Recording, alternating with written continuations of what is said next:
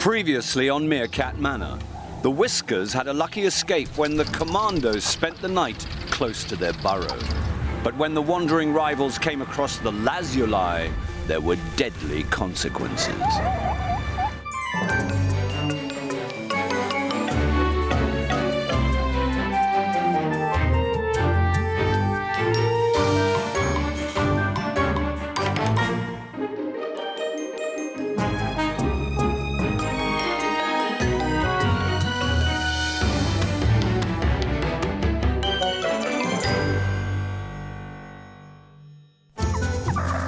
When you're only 30 centimeters tall, the Kalahari Desert is a vast and dangerous arena in which to live.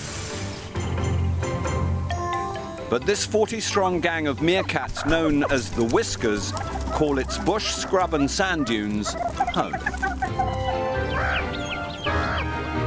Whilst they get on with some of the neighbours, they defend it to the death from rival meerkats. But what makes this gang really special is that they've been at the centre of a study by Cambridge University for more than 10 years. Flower, the head of the Whiskers, wears a radio collar so that the gang can be tracked. And with our cameras focusing on their burrows, every detail of their social lives is documented. With 3 rival gangs of meerkats vying for scarce resources, Flower's leadership is going to be pushed to the limit.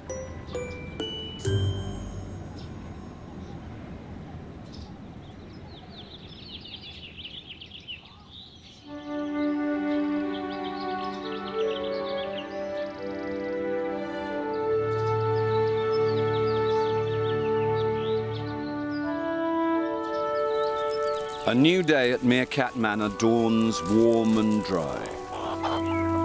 Unaware of the tragic loss at the lazuli's babysitting burrow, most of the Whiskers are up early and getting on with their daily chores.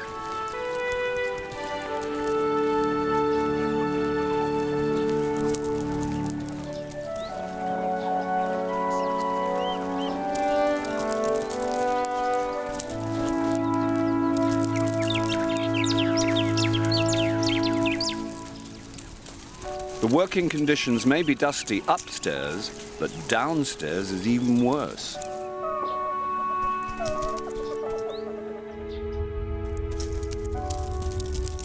After living under one roof for over 5 weeks, the burrow has become infested with thousands of itchy ticks and fleas.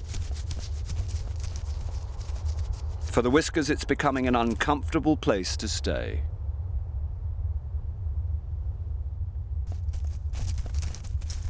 This morning, Flower's in no rush to get up. She's pregnant again. As matriarch, mothering new litters is one of her most important roles.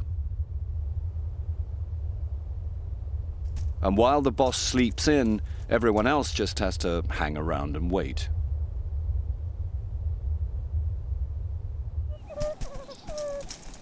With no one to supervise work above ground, the teenagers shirk their responsibilities and indulge in a spot of play fighting.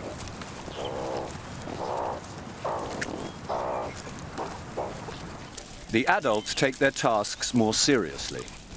Staying on the group leader's good side is important, and especially critical for the older females, now that Flower's pregnant. Having been expelled from the Whiskers once before, Mozart is particularly vulnerable to another eviction, and is keeping her head down. Flower finally drags herself up.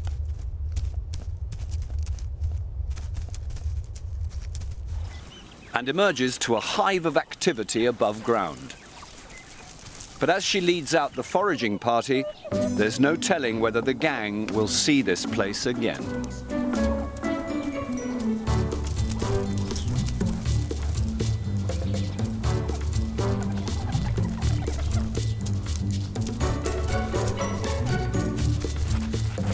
For the time being, the most pressing concern for everyone is getting enough food. With the continuing drought, resources are still scarce. The Whiskers have to dig deeper and longer than usual to find any tasty titbit. Dominant male Zaphod has an advantage. He's bigger and stronger than anyone else in the gang, but even he's finding it tough.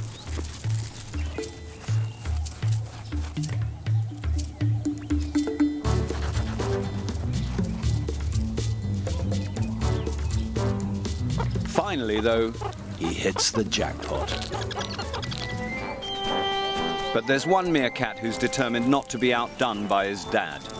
Despite being just 6 months old, Columbus is always ready to take on a challenge.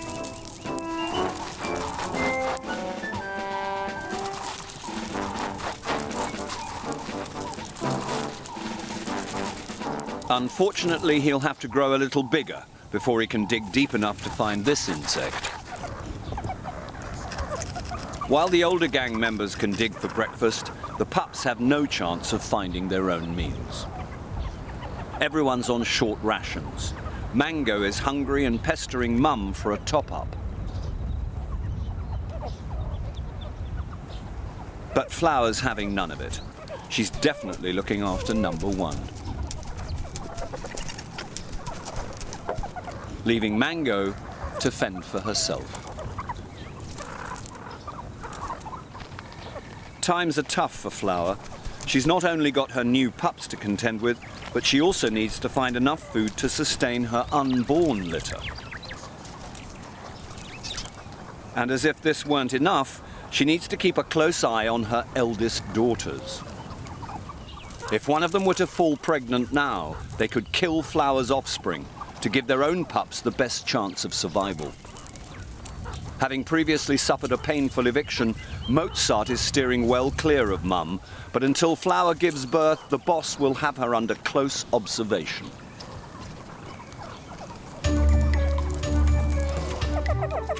Rather than keeping out of Flower's way, some of the older females in the group try a different tactic. Grooming and submission is always a good bet.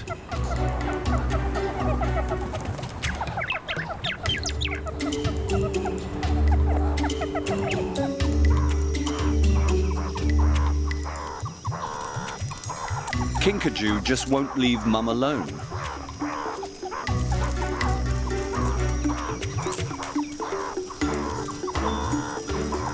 Soon it seems that everyone wants to get in on the act. Not to be outdone, Daisy's next to try her charms on Flower.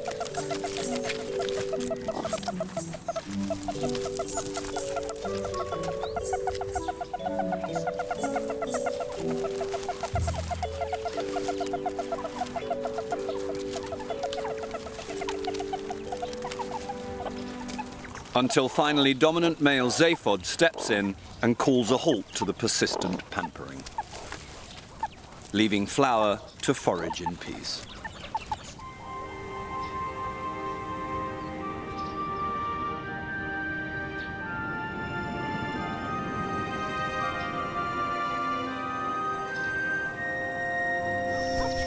As the day progresses, Flower leads the gang further and further from the burrow.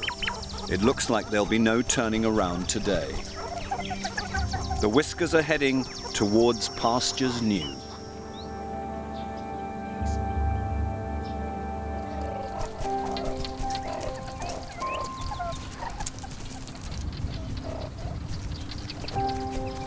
When they finally arrive at their new burrow, there's work to be done.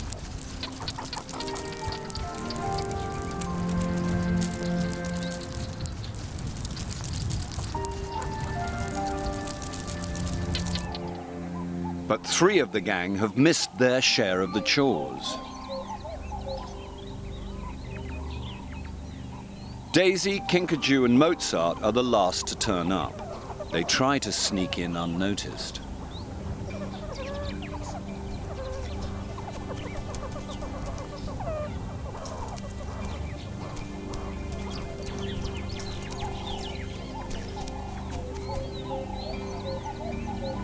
But their late arrival hasn't been overlooked. They'll all need to watch their step if they hope to remain in the group.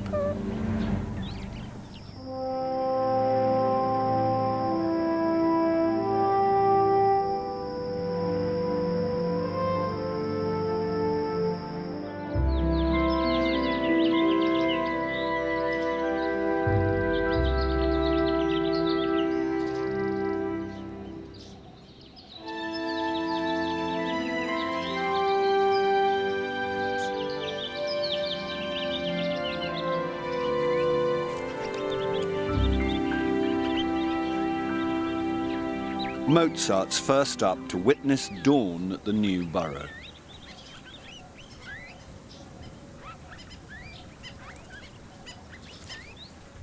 Underground, the rest of the gang are getting busy.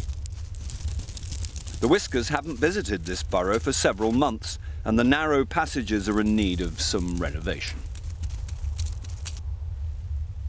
Daisy's got her work cut out to clear a particularly nasty blockage. If she's not careful, she'll end up getting trapped herself. Kinkajou gets stuck in with the rest of the excavation team. And now that a gang of 40 lodgers have moved in, the home help are also going to be kept busy. Dung beetles shift some of the more unsavoury items that meerkats leave behind.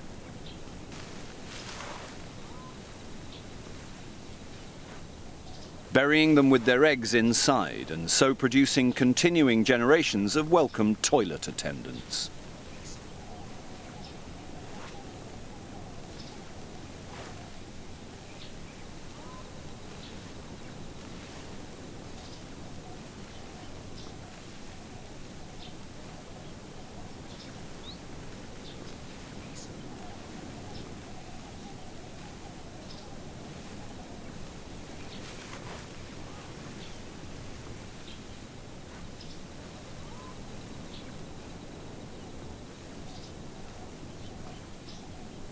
That's not all.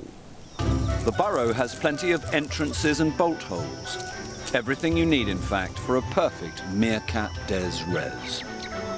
It would be an ideal place for Flower to give birth, but she's got several weeks to go yet, and anything could happen between now and then.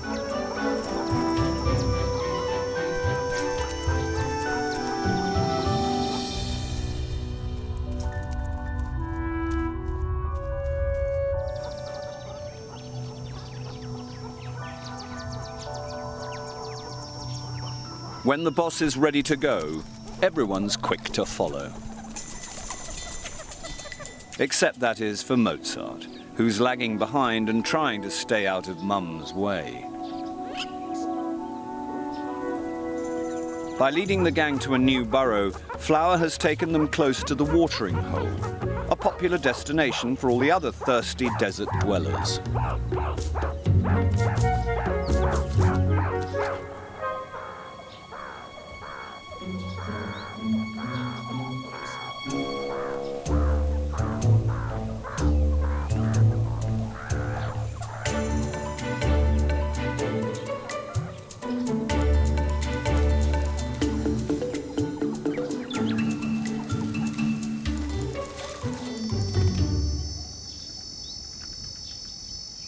Water is vital for every Kalahari resident.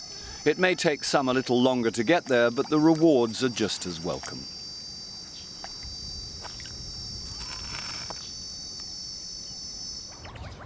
But pleasure comes at a price.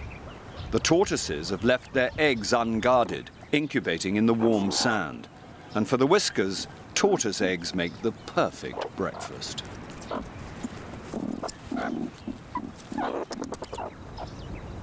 Most in need of nourishment is pregnant Flower, so she's first to have a crack at one.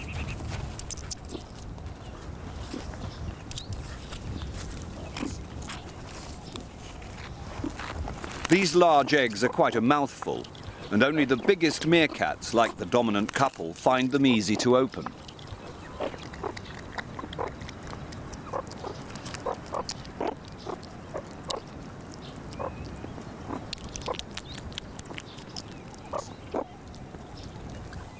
While the Whiskers tuck in, the Kalahari Country Club is getting busy. With everyone scrambling to get to the bar, tempers are fraying.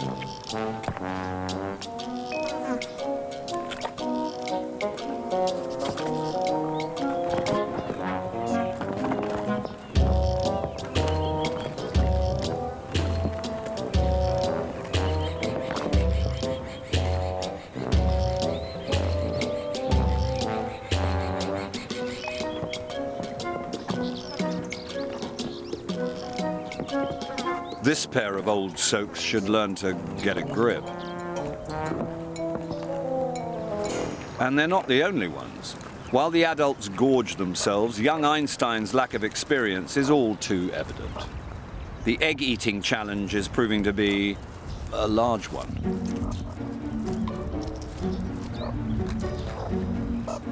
No amount of thinking around the problem seems to help. It's very frustrating.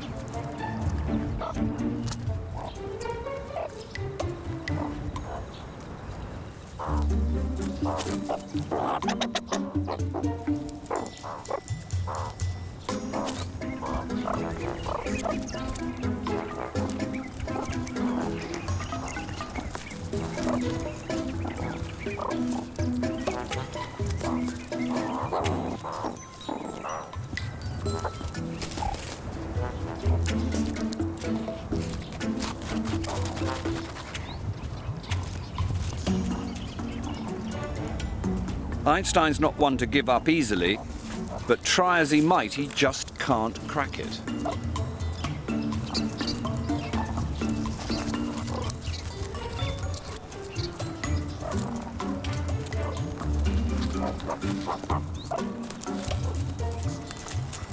Unfortunately, the conundrum will only be solved when he's older, with jaws the size of Dad's.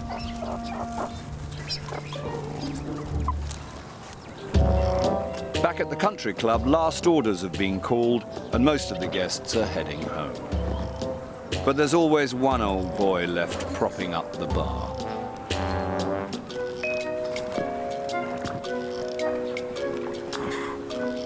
It's going to be a slow journey back. Made even slower if you've got to go back to collect your friends.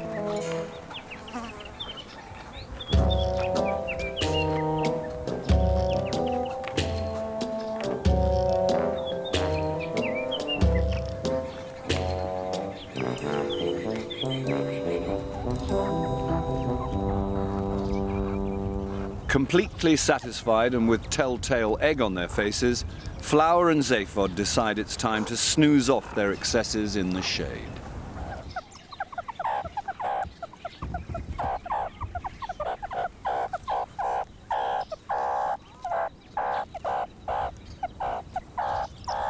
While Flower's pregnant, all that Daisy's interested in is keeping in the boss's good books.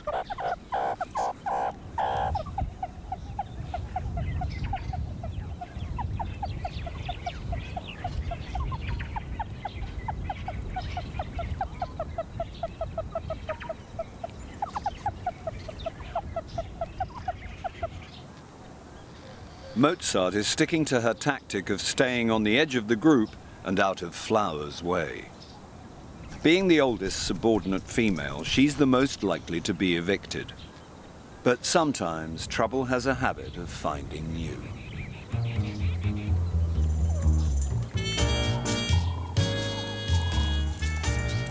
Carlos, the Casanova king of the Kalahari, is back in town.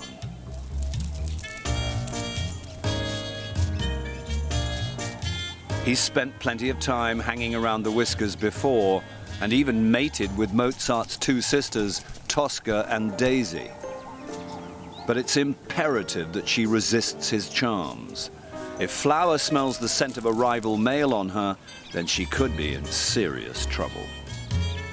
As Carlos makes his approach, it becomes clear there's someone standing between this Kalahari love machine and his quarry. And that someone is none other than Stinker, Carlos's granddad. He's the oldest meerkat in the territory, and his roving experience is more than a match for Carlos. But while Stinker hangs back, Carlos seems to have got the upper hand and sneaks close to Mozart. If she falls for his advances, then her fate with Flower could be sealed. Mozart decides better of it and moves away. Not to be put off, Carlos follows her into the bush.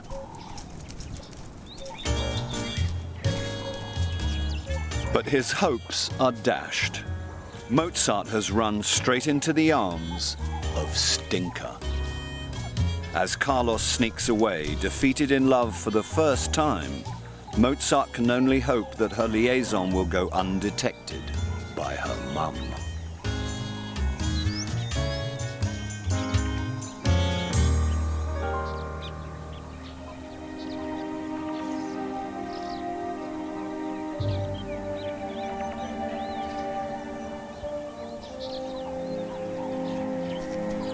As Mozart returns to the gang, it's her misfortune that the first meerkat she meets is Flower.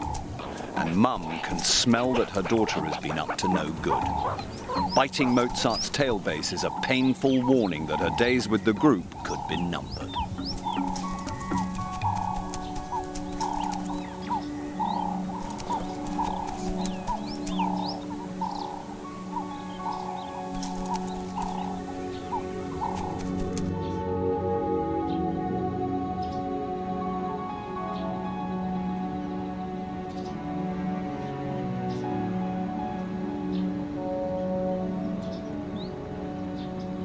As dark clouds gather over the Kalahari, the Whiskers make their way home.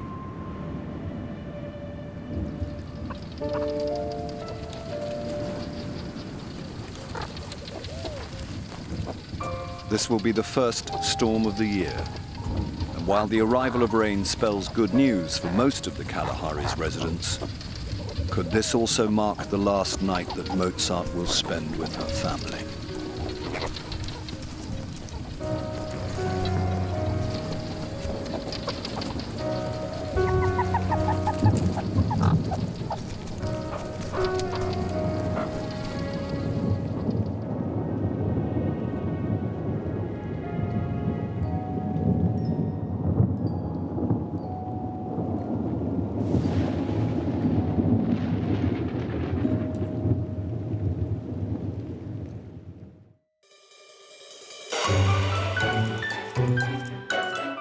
Next time on Meerkat Manor, storm clouds gather on the horizon as Mozart's fate is finally sealed.